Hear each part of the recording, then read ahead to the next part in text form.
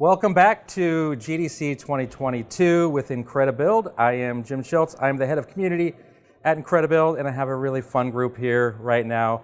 Celestia, Jimmy, Hannah. I got that right. I almost said Celestia, Hannah, Jimmy.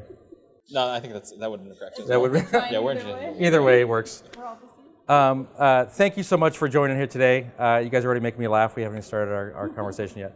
But if you wouldn't mind, we can start with you, Celestia. Just who you are, what you do, your home address. That's so creepy at all. Social security, all of that stuff. Great, cool. So my name is Celestia. I'm the current Games Research and User Experience Special Interest Group Chair, otherwise known as GRUX. I'm formerly Zinger. I worked as a Consumer Insights Manager, and formerly before that, I worked as a user researcher for a couple of studios and publishers. Very cool. Do you want to say your address? Oh yeah, I'm currently based in the UK, but. There you go. You seem like you stopped with the tone that makes you seem like you're going to keep going. Okay, yeah. My name is Jimmy. I am a researcher at Riot Games currently. I worked at NetEase and Epic before this, and currently I'm in Los Angeles, West LA. Very cool. A little slower.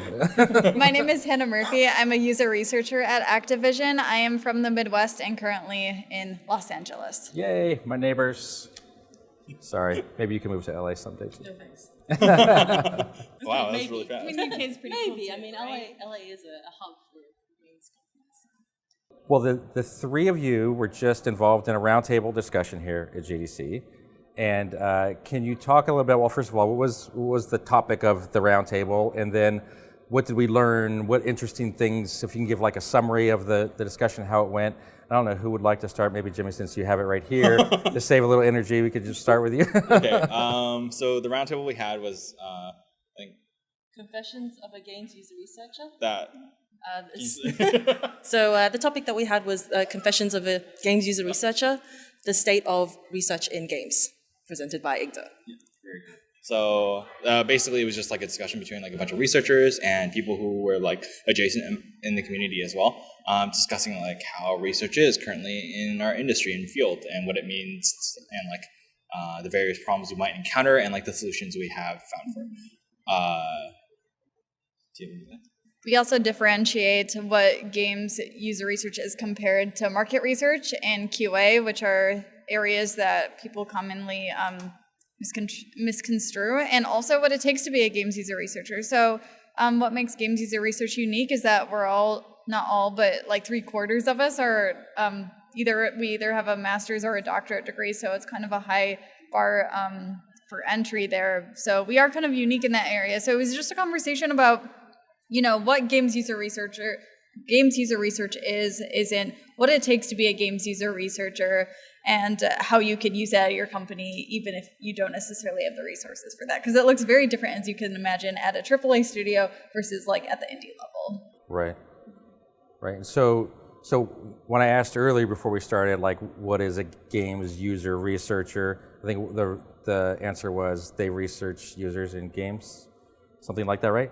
How users interact with games and make it a better experience overall for the player. Yeah, I think the best way to describe it is generally researchers is like we remove unintentional friction in games and just keep the intentional friction.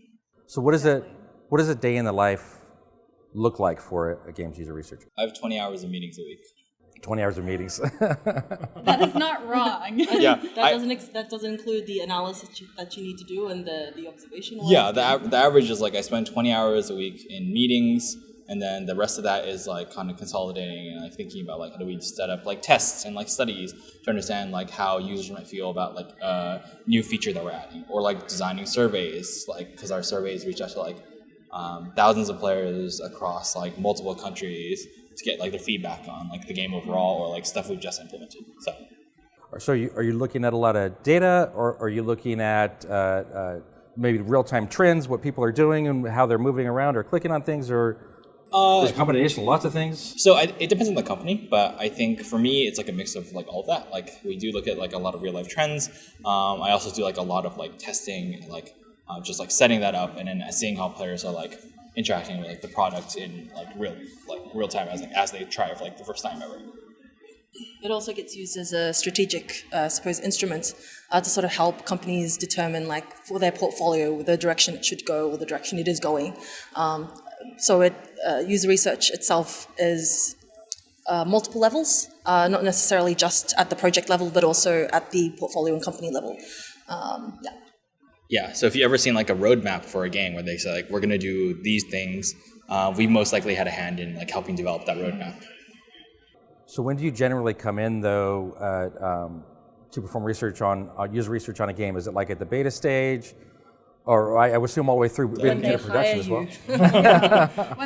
when they make the budget for you to come in. And Gotcha. that could be at different stages of. Ideally, it would be at all stages of production, from the beginning to end, from concept even before you have anything that's playable, even before you have a prototype. Ideally, it would be at the concept stage and even post-launch.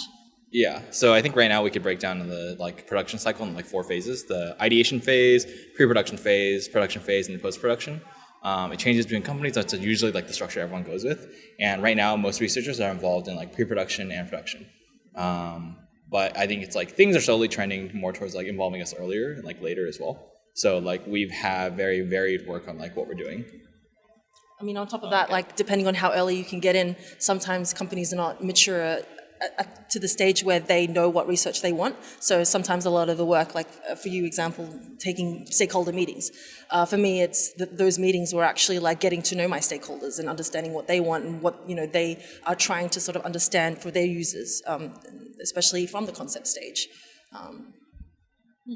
Do you usually work as part of a team? Are there a team of researchers, or is it usually one person who kind of leads the research? That's very dependable on the company. Like a lot of AAA companies, you're probably in a team, but it also depends on like the individual studios that you're part of. Some of them are really small, and you might be like one person wearing multiple hats, whereas others you might be in a team of like 5, 6, 10. Yeah, I think we're a baby field right now, kind of in comparison to like a lot of others. Like engineering, game design, I've been around since games exist because they're like part of it from like conception all the way to end. People were discovering like user research as like part of a earlier process, and like a lot of teams are pretty small, but they're all wanting to expand. So like it is growing pretty quickly. A lot of companies are like trying to make that larger in terms of like how many people are on the team. And I'm going to use this to say, I think Riot should hire more researchers so I get more support. Look at the camera. You said. Riot, please. I don't have anything to say. Your turn to speak. Yeah. So if somebody was interested in getting into this field, what would you recommend? Where do they start? What do they study in school? Then what would kind of be their first step into this field? So we have actually a pretty diverse background. A lot of us are from like a psychological background, a computer science, different areas of the humanities, anthropology, sociology. So those are probably the most traditional paths, but there is no really one traditional path to games user research. I would recommend studying anything that involves academic research. That would probably be the most direct way. Another way is to get involved with the GRUXIG, which is what we're on the steering committee for. Celestia is the chair, I'm the vice chair, and Jimmy is the treasurer. So getting involved in that, going to our annual Games User Research Summit that I'm co-directing, getting involved there. Really, I mean, it's just like having the relevant skills from academia and then also networking. That would be kind of like the ideal combination. It sounds like psychology plays a role in what you do as well. Yeah, absolutely. Yep. It plays a huge role in the technical side, especially because research is and to do with the human brain and behavior has a lot to do with games user research. But there's also soft skills involved. Your arm's tied now. So soft skills are important as well, especially if you're looking to get into the field. A lot of the time you will be given a technical test, and one of the ways to fail that is to not have any soft skills. Yeah, our degrees, I don't think your undergrad degree matters that much, to be honest. A lot of it is like, because I come from chemistry, and I never use it anymore. And they taught me like weird things in chemistry that is like not relevant at all. But you use your master's degree, right? So I'm saying like I think your like master's and PhD becomes different. But not so much in the degree itself, but in like the idea of like having this environment where you can like conduct tests, and it's easy for you to like recruit people, and it's easy for you to know what something is going wrong because you have a professor there to tell you when you fucked up or something. I don't know if I can say that. Anyway, yeah, and then like give you like a safety net, so like if you fail, it's not really a failure, and there's someone to like help correct you. So. Gotcha. That's super, super interesting. Yeah, I mean, I majored in English literature, and now I'm sitting here talking to a bunch of game user researchers. Yeah, using words. So I mean, You use English. This is all English literature coming out of my mouth. exactly. I mean, it might be like in 10,000 years' time. It becomes everything that's dialogue is now literature. Yeah. Exactly.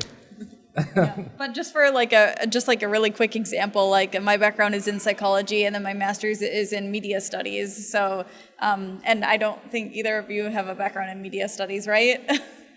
No. What is your master's in, About that. Jimmy? I actually don't know. That's because 5 people have my master's. I graduated from a program called the Computational Media. It was started like 4 years ago, so there are like, I think there aren't double digits people who like have that degree, but it's like essentially like study into like games and how people play games. So it's like pretty relevant. Yeah, really. It's like really relevant. Yeah, but that was like because like they literally created it on the spot because people were like, hey, we're interested in this kind of thing. So It's not super common to get a degree that's directly relevant. Right. I think that's as relevant as it gets, honestly. Yeah, I yeah. mean, maybe in 5 years' time it'll change depending on like demand, depending on awareness. I mean, my background is in psychology, but also in entrepreneurship, and a lot of that is about connecting the business value of games user research. That's about most of what I've done, like in terms of like creativity, being able to sort of like find that value. But other than that, like, I mean, as Jimmy said, it's not entirely relevant, like specifically what you've studied, more or less how you've maybe applied it. Gotcha. Awesome. That's super interesting. I'm gonna. The talk was recorded, I presume. No, the round- roundtables are not. Oh, they were not. yeah, the roundtables aren't recorded because Then I won't share the link to the video. I mean, because there is no video. But I mean, it's like it was an opportunity essentially to talk about some of the more difficult conversations that happen as games user researchers, hence the title, The Confessions. As researchers, we deal with a lot of difficult topics. Sometimes, we don't want to have to ask stakeholders this, or stakeholders don't want to have to ask these questions, but we sort of confront them with them, because if they're not going to ask them, then the users that are, put in front of the game are going to have those questions anyway. Right. So- Right. Very cool. Well, thank you for sharing all that. Super, super interesting. I wish I had seen the talk. Wish I could watch the video, but I'll come see you guys the next time you do one of these talks. Any other topics or anything that you guys would like to talk about? Anything you're involved with? Any other projects you're working on? All right. So we kind of talked about this just a little bit, but the GRUXSIG definitely, so it's a special interest group of the IGDA Games Research and User Experience. Like I said, we are on the steering committee for that. Celestia is the chair. And then we do an annual Games User Research Summit. Unfortunately, this year that is online, so that will be happening on May 19th and 20th. So anyone... To say fortunately. I mean, we're here, right? Like, But it's fortunate because now you have more outreach. I don't agree. I would love to be in person, I guess. Yes. Hannah hates with you. outreach. That's actually what I meant, yeah. That's true. But yeah, so that happens every year around May. Anyone who's interested in games user research, I highly recommend attending virtually. Tickets are $10. I believe now they're $20 because we're done with our early bird. But yeah, so that's what. And then the mentorship program. Jimmy and I also run the mentorship program through Games Research and User Experience. So anyone who's interested, I highly recommend getting involved in that as well. Very cool. So I'll share links to those, and they can attend in May and join the mentorship program. Awesome. That'd be great. Thank you. Cool. Anything else anyone want to share? That's my shameless plug. I mean, It's our shameless plug. We're yeah. we're in it together. We have other projects in work, but I don't feel comfortable like talking about it right now in case it dies. Yeah. Well, final question for all of you. We're asking everybody. I would like for each of you to take turns sharing one of your favorite gaming memories, and this can be something super recent or something a long time ago. Anything. Who wants to start? I can start. I have multiple fond memories of sabotaging Hannah in multiple horror games. In horror Yeah, co-op games. specifically horror co-op games. There's this game called Labyrinthine where like there's a level where you walk through and like gates drop and separate like players, and they like and monsters are like chasing you throughout the whole thing, and they're like quiet about it and you don't know that they're coming.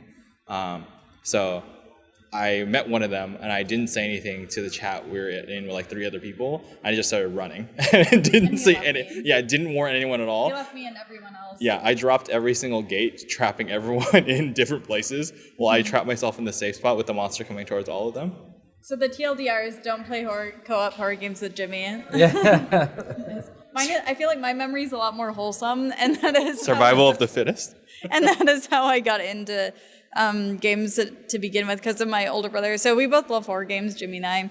I have an older brother who's 5 years older than me, and I have very fond memories, but also terrifying memories of watching him play Resident Evil on the original PlayStation when I was way too young to be playing that. So instead I just watched and had nightmares, but here I am, so You made it. Yeah. You survived. yeah, it was great. I like my memory of sabotaging you better. So my memory is probably most favorable or favorite that I can remember, Ragnarok Online. It's this MMO, it's like 2D pixel. So for me, this was probably my favorite to look back on because it was the most formative for me, where I decided or where I kind of realized motivation, play styles, play styles, and essentially gamer skills. So it is an MMO, but it is slightly skill-based, and it was a really cute, cartoony kind of like, think like Pixels, but like cute. But everyone was super toxic. And when I say super toxic, I meant like super like passionate about winning. Yeah, just like League players. There you go. Exactly. Yes. Call them super passionate. They're very passionate. Well, this was before the identity of toxicity came about. So for me, like it was sort of at the cusp of understanding like what these behaviors really were. And that was when I had decided like I wanted to commit to a career in games research. Of course, it didn't really exist that time, so that's where I patchworked my way through. But that's the most formative for me, so that's my most memorable.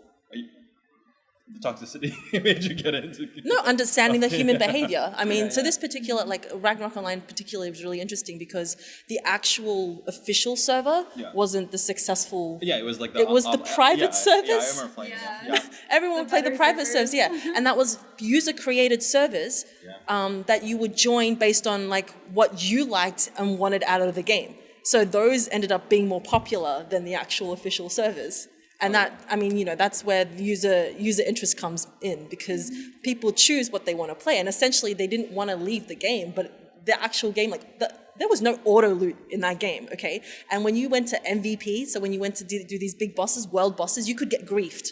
And that meant like even if you killed and got the MVP, all the loot would drop on the floor and you could have monsters like eat it all up or like, and these things that drop, like there's this like rare card, it's like 0.01%. I'm aware your arm hurts, I'm so sorry, but not. They would like take forever to drop, sometimes 4+ months. So if a monster came to eat it up, or if someone else picked it up instead of you after the grace period, like, no, that wasn't a great experience. There was no skill involved for that. So people were like, you know, I would leave like to find servers that, I mean, had auto loot enabled. I went to the toxic PvP servers. Yeah. But I mean, in toxicity, there's also bonding. Like, it sounds toxic when you're actually within the game against players. And it is but when you remove yourself from that environment and you're just going to meet people, you're not enemies anymore. You have this bond, this connection that you can talk over. I mean, I had like a rival guild that I ended up meeting. Well, not all of them, but like some of them, because our guild consolidated. And at the end of the day, like I still, you know, hang out with them on Vent. I mean, not on Vent, on Discord. Oh, okay. I was like, Ventrilo. what's that? What? You don't know Vent?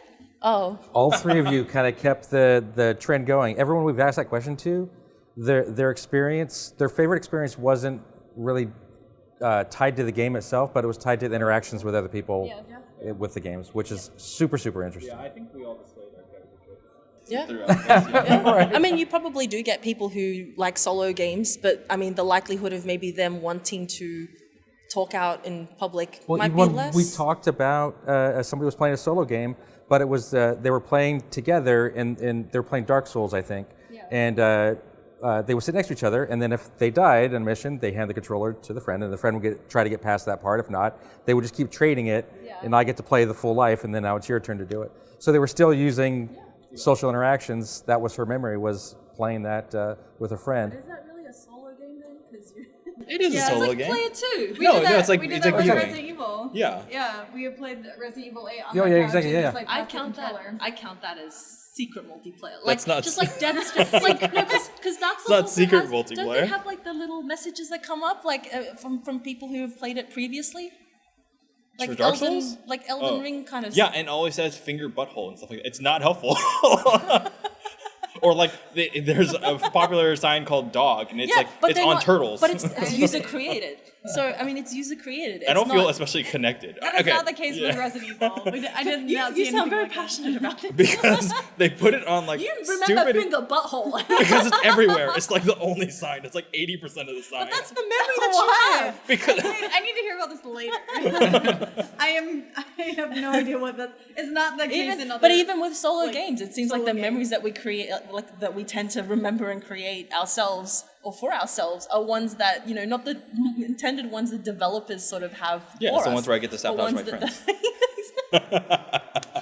Your playstyles, Jimmy. Well, I mean, like I We remember have like different playing playstyles. Minecraft and Yeah. Oh no. yeah, Minecraft, and like when you drop in water, you're safe, right? Like I jumped down first from like this really high like height, and I told my friend to jump down. I put like a cement block right underneath him as he landed, and then he just exploded. It's great. One of my favorite Okay. memories. I mean, so psychology degrees, fine. We won't say anything more about that. But So with that, the lesson is, do not play games with Jimmy. Yes. Thank you so much for being here, everyone. Really enjoyed talking to you. I hope you enjoy the rest of the show, and I hope we stay connected. And I'm serious, I'm not going to play games with you. Thanks so much for having us. Yeah. Yes. It was great talking with you. Thank you, guys. Thank you, everyone.